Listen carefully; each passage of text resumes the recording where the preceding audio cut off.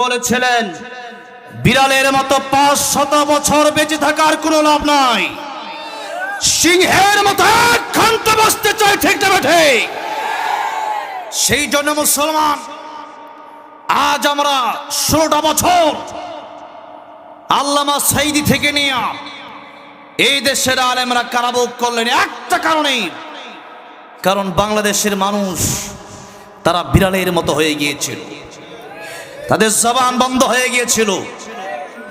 যখনই আমার এই বাংলাদেশের তরুণ সমাজেরা, আমার যুবক ভাইয়েরা যখনই জালেমের বিরুদ্ধে প্রতিবাদ শুরু করেছে, জালেম দেশে থাকতে পারে নাই, দিল্লি পালায় গেছে, ঠিক না ঠিক? সুতরাং মুসলমান ভাইরা, আমার প্রাণ প্রিয় যুবক ভাইরা, এই ওয়াজের শুরুতেই আপনাদেরকে গুরুত্বপূর্ণ ইম্পর্টেন্ট একটা মেসেজ আমি দিতে চাই। সেটা হলো ওয়াতাসিমু বিহাবলিল্লাহি জামিআ ওয়া লা তাফাররাকু। আপনি বিএনপি করতে পারেন, আপনি জাতীয় পার্টি করতে পারেন, আপনি যে কোনো দল করতে পারেন যা সৎবাসক, তবে কথা হচ্ছে এই দেশে আমরা মুসলমান, এটা হচ্ছে আমাদের সবচেয়ে বড় পরিচয়, ঠিক না ঠিক? এই দেশে আমরা নামাজি, এটা হচ্ছে আমাদের সবচেয়ে বড় পরিচয়। আমরা আদম আলাইহিস সালামের সন্তান, এটা হচ্ছে আমাদের সবচেয়ে বড় পরিচয়। সুতরাং ঐক্যবদ্ধ হয়ে আগামীতে বাংলাদেশে স্বৈরাচার খনি হাসিনার মতো যে কোনো জালিম আসলে আজকের মাহফিল থেকে প্রথম মেসেজ হচ্ছে এটা, প্রতিবাদ করে তুলতে হবে, ঘরে বসে থাকা যাবে না। রাজ্য ছেড়ে গেলে হাত দেখতে চাই।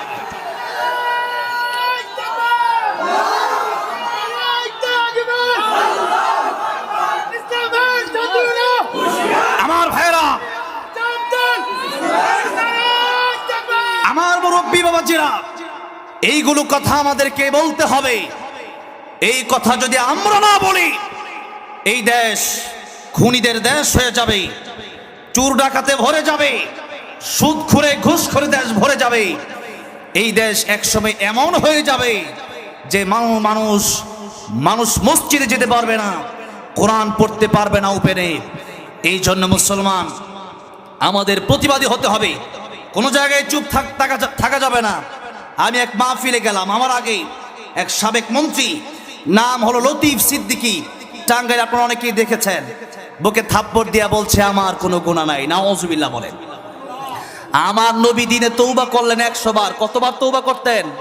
100 বার নবী তওবা করতেন। নবীর কোনো গুনাহ আছে? নবীর কোনো গুনাহ নাই। আর এই লতিফ সিদ্দিকী, এই নাস্তিক বলছে যে আমার কোনো গুনাহ নাই। আমি স্টেজ থেকে নেমে চলে গেলাম, এরপরে আবার স্টেজে আমাকে আনা হলো। আমি স্টেজে ওঠার আগে বললাম, এই কুখ্যাত বাংলাদেশের স্বৈরাচারদের দোসর যারা, এই দোসরদেরকে কোরআনের স্টেজগুলোতে জায়গা দেওয়া হবে না। এই স্টেজগুলোতে কোরআনের কথা হবে। কোন স্বৈরাচারের বাচ্চা, কোন জালেমের বাচ্চা স্টেজে আসতে পারবে না। কোন নাস্তিক বেঈমানের জন্য কোরআনের স্টেজগুলো আমরা ছেড়ে দেব না। আমি বললাম, আমি নাস্তিক স্টেজে থাকলে আমি যাব না, হয়তো সে যাবে, নয়তো আমি যাব। বলা হলো ঠিক আছে, আমরা তাকে যেভাবে সরায় দিচ্ছি। সরায় দেওয়া হলো।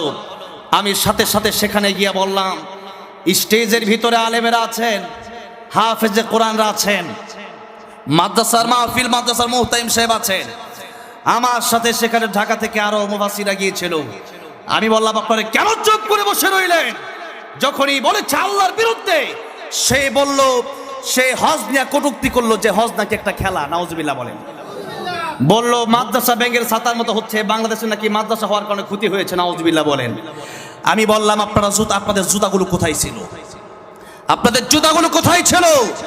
স্টেজে ওঠে যখনই আল্লাহর বিরুদ্ধে, কোরআনের বিরুদ্ধে কেউ কথা বলবে, আগে মার হবে, পরে প্রতিবাদ হবে, ঠিক না ঠিক? কিসের কথা? কথা যদি বলে কোরআনের বিরুদ্ধে, তখন চুপ করে বসে থাকলে হবে না, প্রতিবাদ করতে শিখিয়েছেন আল্লাহ রাসূল সাল্লাল্লাহু আলাইহি ওয়াসাল্লাম। এই জন্য আমাদের কোনো ভয় নাই, আমাদের কোনো চিন্তা নাই, কারণ আমাদের বন্ধুকে আমরা সবচেয়ে বেশি ভালোবাসি। কাকে? আমরা আল্লাহকে ভালোবাসি। আল্লাহ আমাদের বন্ধু। আল্লাহ রাব্বুল আলামিন বলেছেন, মুমিন যদি হও, ইমানদার যদি হও, তোমাদের কোনো ভয়, তোমাদের কোনো চিন্তা নাই। আল্লাহ রাব্বুল আলামিন বললেন ওয়ালা তাহিনু ওয়ালা তাহজানু ওয়া আনতুমুল আ'লাউনা ইন কুনতুম মুমিনিন। ঈমানদার যদি হতে পারো, মুমিন যদি হতে পারো, আমি আল্লাহ ঘোষণা দিয়ে দিলাম তোমাদের কোনো ভয় নাই, তোমাদের কোনো চিন্তা নাই। কারণ আমাদের ঈমানের পাওয়ারটা হলো সবচেয়ে বেশি। আমার ভাই আমার আগে আব্দুল্লাহ ইবনে হুযাফা রাদিয়াল্লাহু আনহুর কথা শোনাচ্ছিলেন। 7 দিন পর্যন্ত জেলে আটকায় রাখা হলো। এরপরে শুকরের গোশত আর মদ দেওয়া হলো তার সামনে। আব্দুল্লাহ ইবনে হুযাফা বললেন, ও ডাক্তার, এই মদ আর শুকরের গোশত সরাবি নাকি আমি লাঠি দিয়া সরাই দেব? আল্লাহু আকবার। ডাক্তার রোম সম্রাটকে গিয়ে বলল, এত পাওয়ার তো কম না, দেখা যায় 7 দিন ধরে খায় না, এরপরও কথা বলে সিংহের মতো। রোম সম্রাট বলল, তুই জানিস না মুসলমান যারা কথা বলে এরা গায়ের জোরে কথা বলে না, বরং তারা ইমানের জোরে কথা বলে, ঠিক না বেঠি?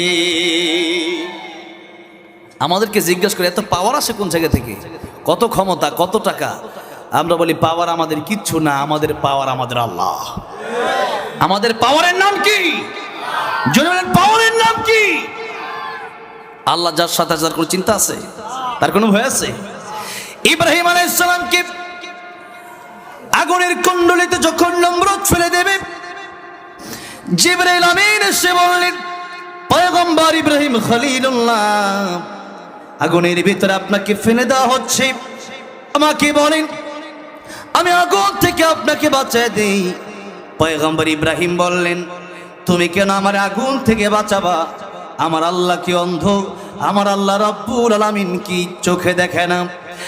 আর আমার আল্লাহ রাব্বুল আলামিন চোখে যদি দেখে থাকেন আমি ইব্রাহিম আগুনের ভিতরে জ্বলার কারণে আল্লাহ রাব্বুল আলামিন যদি খুশি হয়ে যায়, তাহলে আমি ইব্রাহিম ওই আল্লাহর খুশির জন্য একবার দুইবার নয়, আমি ইব্রাহিম 1000 বার আল্লাহর খুশির জন্য আগুনের ভিতরে জ্বলতে রাজি আছি।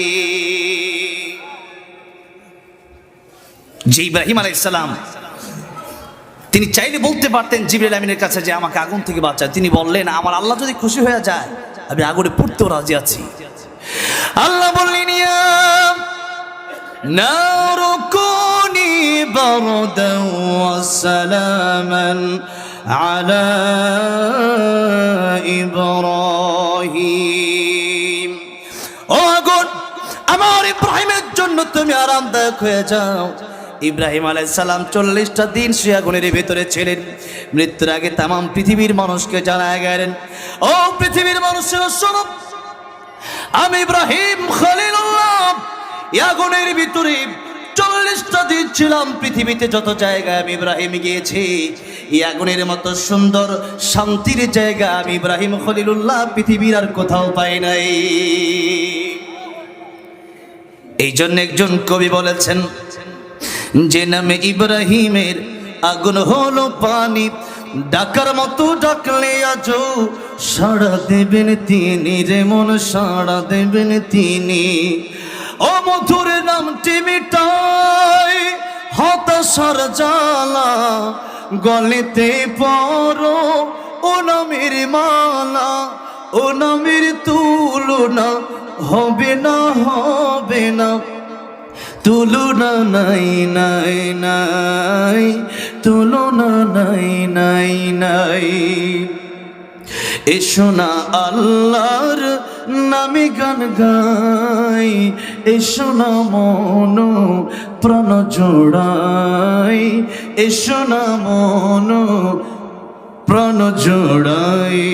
আল্লাহু আকবার বলেন, আল্লাহু আকবার, আল্লাহু আকবার বলেন, আল্লাহু আকবার বলেন, আল্লাহু আকবার, আল্লাহু আকবার বলেন। জোরে বলেন আল্লাহু আকবার, আল্লাহু আকবার। আমরা আলোচনা করব সূরা আহজাবের 41 এবং 42 নম্বর আয়াত থেকে। আমরা এই আয়াতগুলো আগে শুনি, তর্জমা বুঝি, এরপরে আমরা একটু তাফসিরের দিকে যাব। কষ্ট হচ্ছে আপনাদের? কুষ্টিয়াতে কয়েকদিন আগে একটা আলোচনাতে গেলাম, তো একজন বলতেছে যে আমার খুব ঘুম ধরতেছে, আপনি শেষ করলে ভালো হবে। তো আপনারা বলবেন, আগামীকাল আবার সেই চাঁপাই নবাবগঞ্জ সকালের ফ্লাইট কেটেছি, আবার সেই চাঁপাই নবাবগঞ্জে যাব। পরের দিন